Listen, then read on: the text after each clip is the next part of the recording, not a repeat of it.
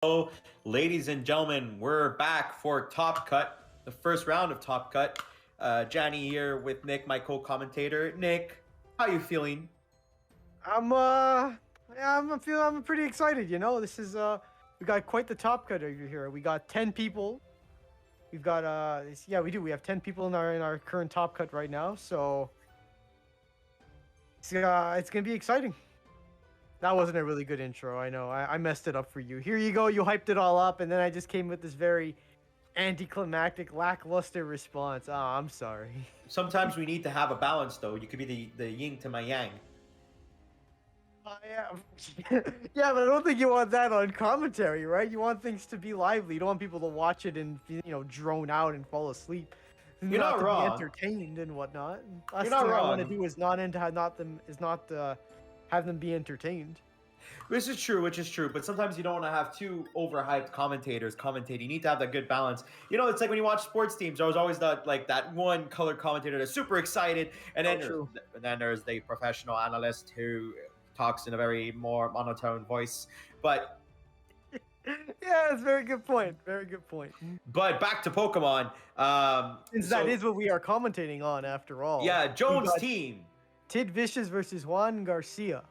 So we have, let's see, on Tiddvicious, we still have Zacian, Whimsicott, Thundurus, Rillaboom, Incineroar, Kyogre versus, well, not all 6 of them, mind you, but up against Garcia's team, which holds Zacian, Groudon. Ooh, haven't seen that guy.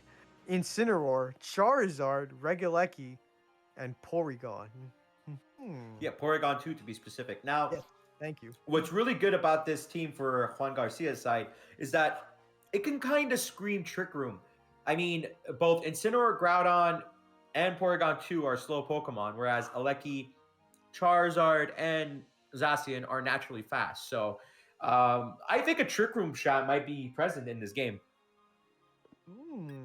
Oh yes, since you said Porygon 2 does have access to Trick Room, so it is possible.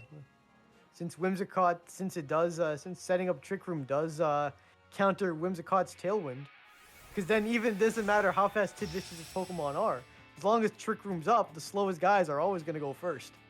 Indeed, and we're about to see turn 1 of both teams. Let's see what JoanGarcia decides to lead. We have Regieleki and Zacian on JoanGarcia's side rather, and on Tiddvicious, he's gonna lead Incineroar Thundurus. Now this is an unusual lead, or at least an uncommon one compared to what we've been seeing. I agree. I think what's gonna happen here is that Regieleki is probably gonna try to set up the screen since it's a fast screen setter, but there is a fake out pressure from the Incineroar, so wonder what's going to happen here.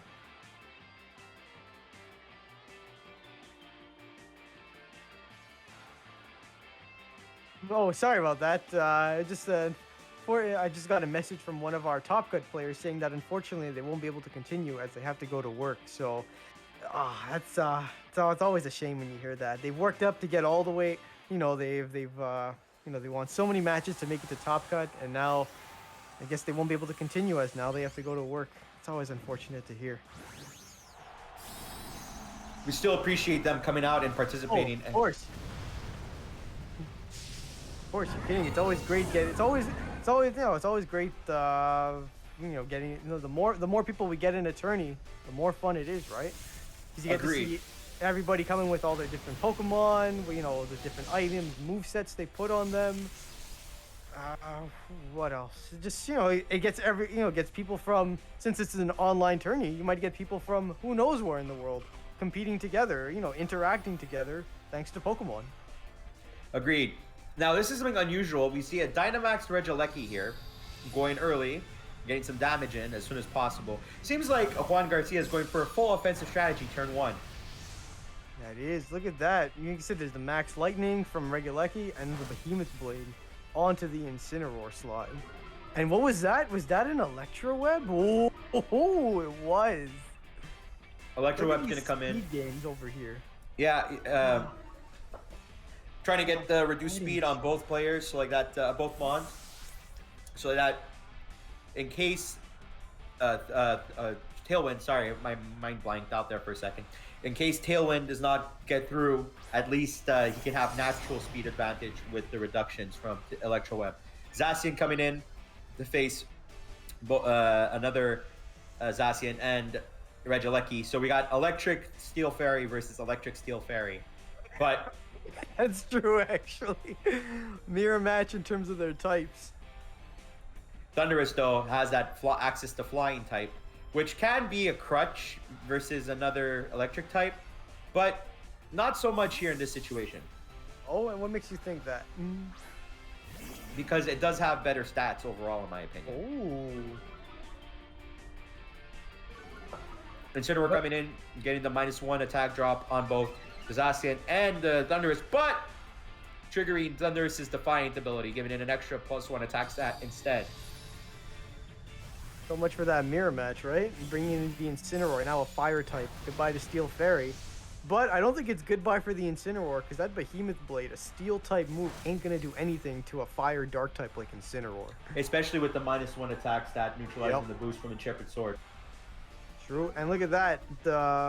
Another Electro Web from Thunderous, so reducing the speed by Regieleki again, and now the speed of Incineroar by 1 now. Ooh. There we go. Like you said, fighting where that flying typing could be a crutch against another electric type. Since as a result, it did neutral damage, so that Thunderous went down to that max lightning. Yeah, and Thunderous no longer being a threat. Yeah, no longer being a threat. For JoanGarcia with that +1 attack boost. True that. But now we got another threat of Tiddvicious is coming in, Kyogre. I'm just hoping, maybe I missed it, but I don't think there's a Tailwind set up on Tiddvicious' side. So this Regieleki is gonna outspeed Kyogre and go first.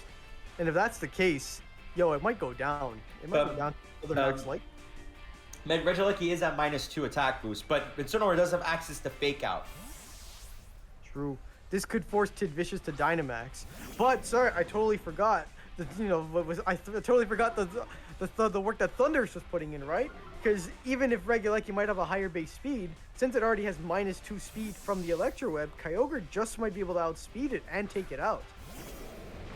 And it seems like the Fake Out pressure is no longer a thing since Incineroar has been swapped out for a Groudon. The reason why he did this is to set up the Sun to reduce any kind of water spout that's coming from the Kyogre's direction. Oh, that's true. It's gonna if Kyogre's gonna use a water type move, it ain't gonna do squat, man. Nope, but at least if it does use it in this instance, it will reset the rain. Yes, that's true. Like I said, with Dynamax moves, right? Certain max moves that raise your stats, raising your stats mid battle can help you survive a move that you didn't expect to survive, or moves like Max Geyser, for instance, right? Gives you the opportunity to reset the terrain in your favor. And that drought from Garcia really coming in handy, as it helped Regieleki to survive that Max Geyser. Now let's see if the Life Orber. It's Life Orbed. Oh, Kyogre holds on with a quarter health.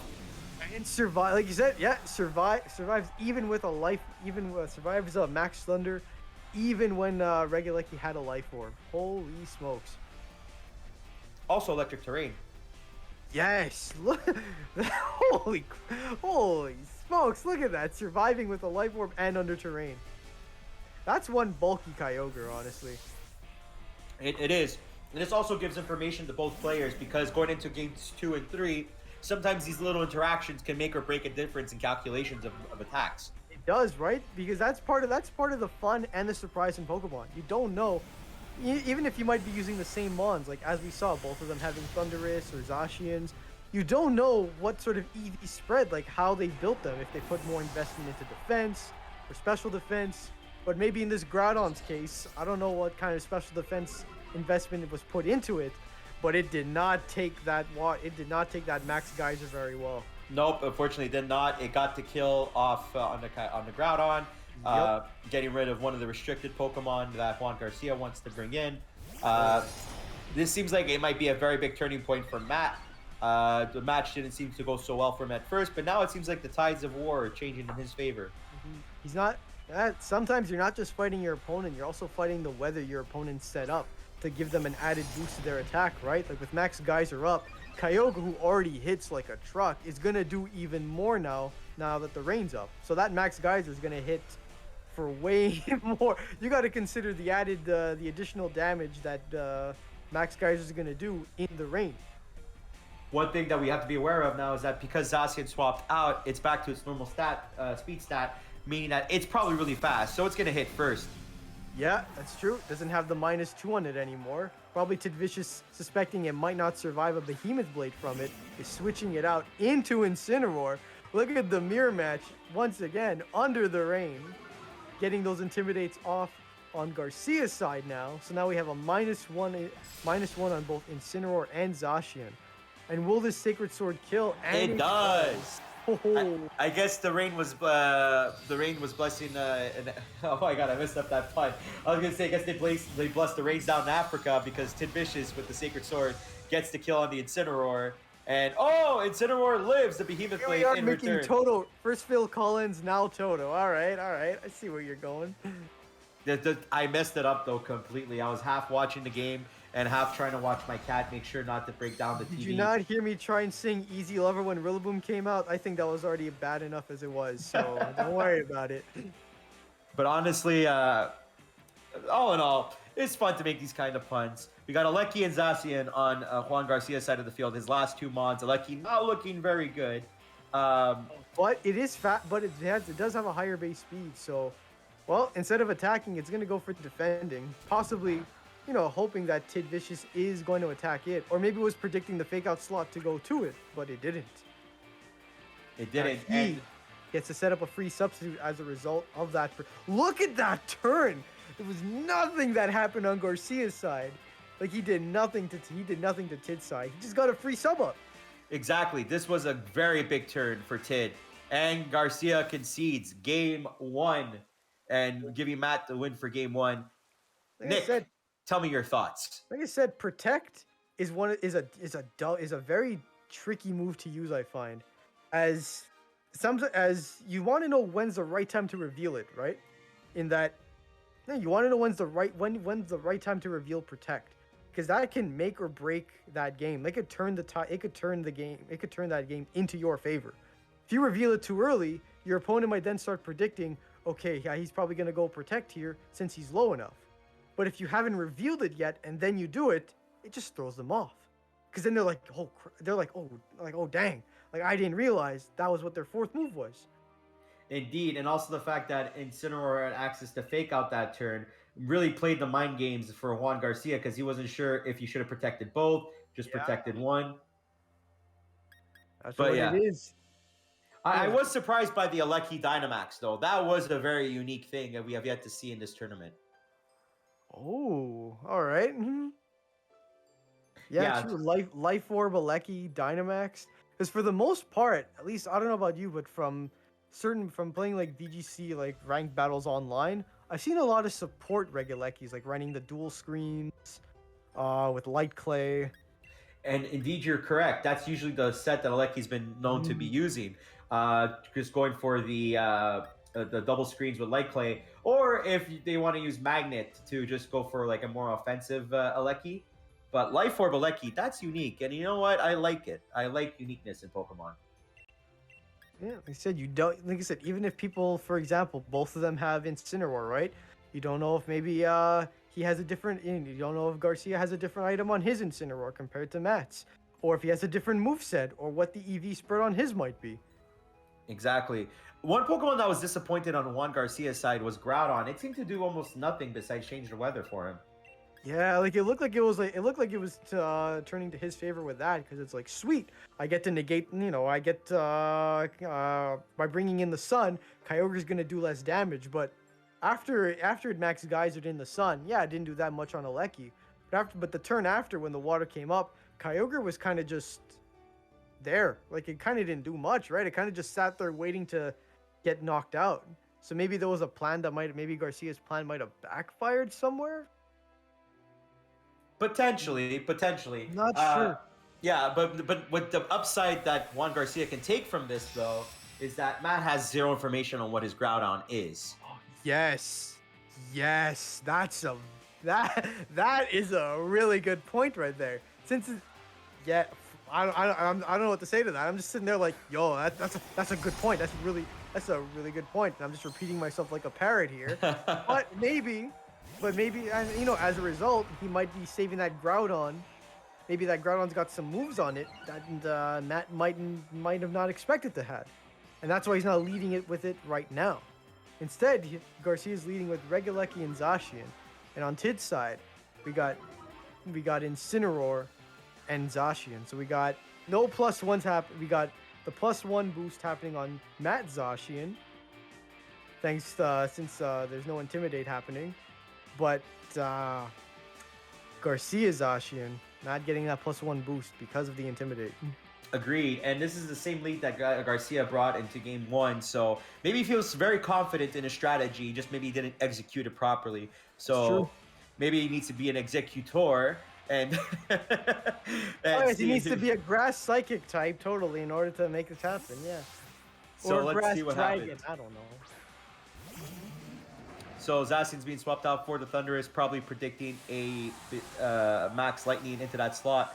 Is it the Aleki being Dynamaxed once again? We're going to find out here.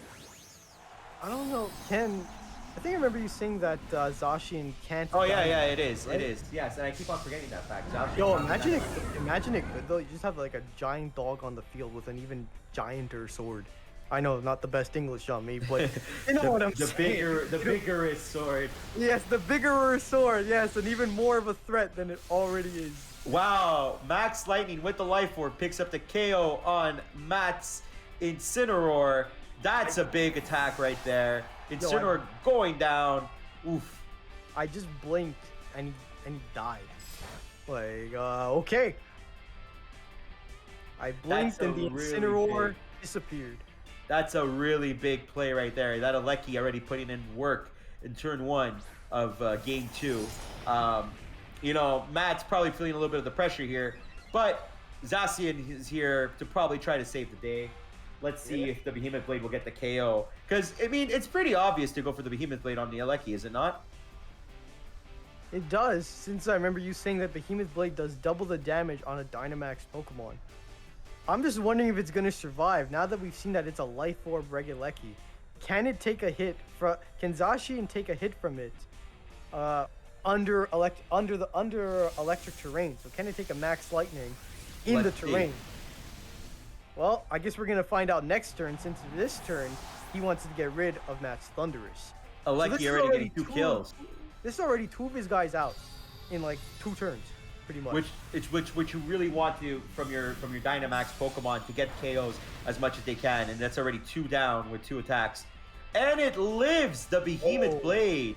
It lived. I gotta admit, because I know Regieleki's frail, I did not expect that. And I said probably some defensive investment, HP investment, something to help it survive a Behemoth Blade.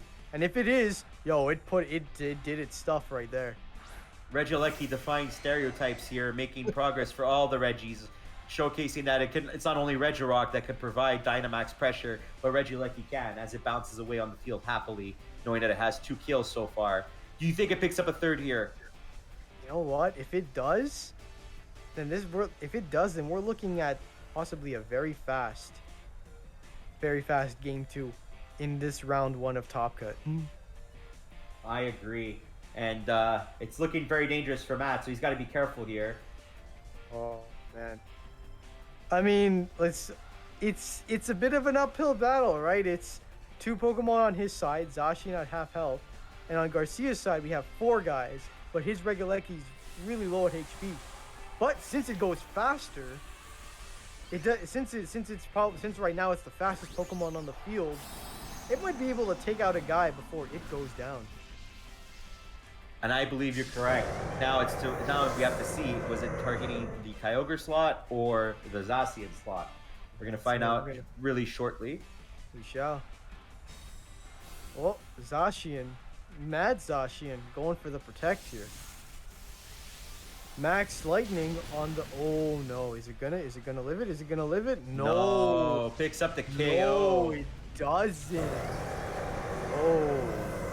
Regieleki with the Life Orb, 3 for 3 on its Dynamax turns. This dude carrying the team right now, putting in the work. And if you're Matt here, what do you do adjusting for game 3? I'm just gonna say, I mean, who needs leg day? I mean, I was gonna say that doesn't matter if Regulecki skipped leg day. The muscle that this guy has, on Garcia's team, let me tell you. And just the fact that it's bouncing around shows that it already has strong enough legs already. So we're gonna see the concession here on Matt's side of the field, giving the win to JoanGarcia. Well played by JoanGarcia.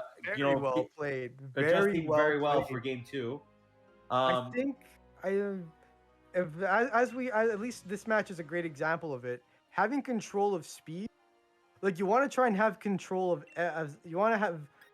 of everything in a battle as much as possible. In that you want to if you're running, if you want the weather to be on your side, you want to make sure that your Pokemon go faster before your opponent's Pokemon, finding ways to do that. Or if you have a team full of slow Pokemon, right? Then you run a Trick Room. So you run Trick Rooms to make sure that they can be faster, at least in Trick Room, than your opponent's Pokemon. You always want to have control of as many things on the battlefield. And with that one, at least compared to Tiddvicious' previous matches, we didn't see the Whimsicott. We didn't see no Tailwind or nothing. It was kind of brought some 4 strong dudes, and then Garcia brought his 4 strong dudes, and since his stronger dudes were faster, they just rammed through Tiddvicious's. I totally agree with you. I felt like as if maybe JoanGarcia figured, you know what, I need to be hyper offensive in order to get wins in this game. Instead of trying to play the long game or the control game in Matt's favor, I'm just going to go with Alecki and go in, bats full swinging, trying to get a home run. And he did. He went 3 for 3, getting 3 kills. Let's see if he continues the same strat going into game 3 as we load in here. JoanGarcia going to be leading Alecki and Zacian, the same lead as he brought for all 3 games. Whereas Matt is going to lead with... Drum roll, please. Rillaboom Incineroar. Speaking of drum roll, there he is, Rillaboom. Sorry, folks. I'm afraid you're going to have to hear another Phil Collins joke at some point while Rillaboom is out on the field. But you know what? Speaking of Rillaboom, and since we were talking about speed earlier, you want to make sure that, your Pokemon are always going before your opponents, so that they can knock them out before they knock out yours. Rillaboom's got a priority move under grassy terrain called Grassy Glide. Yes, but base 70. But what he's doing here, which I really like from Matt's side of the field, is that Rillaboom carries a ground type attack, so it resists the electric type attack from the Alecki, and is able to get the KO back with the Max Quake. I really like this change up from Matt, because you assume that your opponent doesn't know that Rillaboom is carrying the high horsepower. Right, look at that. Maybe expecting the high horsepower, switching in, taking out Zacian for Incineroar to lower Rillaboom's attack as much as possible.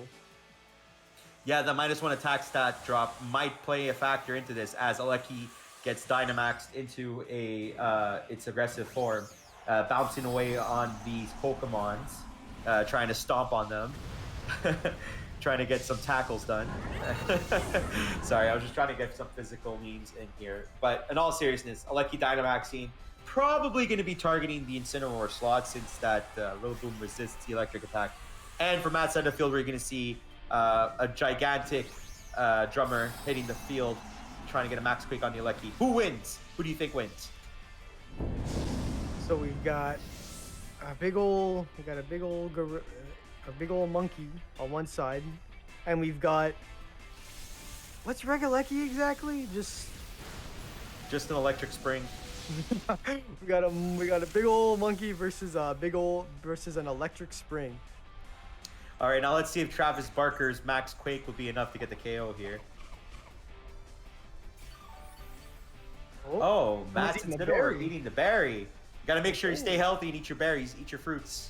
Yeah, man. Every damage counts, right? And so the more HP that you have on your guys, the more likely you're to survive any of your opponent's attacks. So the -1 attack stat putting in work here, since the Alecki managed to live that. Parting Shot's going to go through, getting the -1 special attack drop on the Alecki. So Alecki next turn, not only does it have -1 special attack, but it's going to have to deal with a Rillaboom that has 1+1 special defense. So it's not looking too good for Alecki in this game. Oh, like you said, rather than going about it with, rather than trying to outspeed the Alecki, right, to knock it out, he's finding ways to, like Tiddvicious is finding ways to make sure that even if Alecki is Dynamax and is attacking, it's doing as little damage as possible by boosting up the special defense of his own Pokemon. That's pretty. I mean, that's sometimes a trick. That's sometimes a strat you got to do, right? When you're going up against, when you're facing your opponent's Dynamax Pokemon. It's not okay. I better make sure I kill this as fast. I knock it out as fast as possible, because you might not be able to. Sometimes it's, hey, I gotta find a way to whittle his guys down, to whittle his Dynamax Pokemon's attack or special attack down so much that even if it does, even though that his attacks will do more damage, well, no, sorry, even though his attacks do have a higher base power, they won't do as much damage or little damage, since you've been whittling down their attack stats. Well, while you were talking, a very big play happened. Alecki's Max Lightning brought Zacian down to 10 HP, but Zacian with the Sacred Sword got the critical hit on the Incineroar, giving it a one-shot kill, and that allowed Rillaboom to get a Tommy Lee Max Quake onto the Alecki, and increasing it to a +2 special defense, and a Zacian to a +1.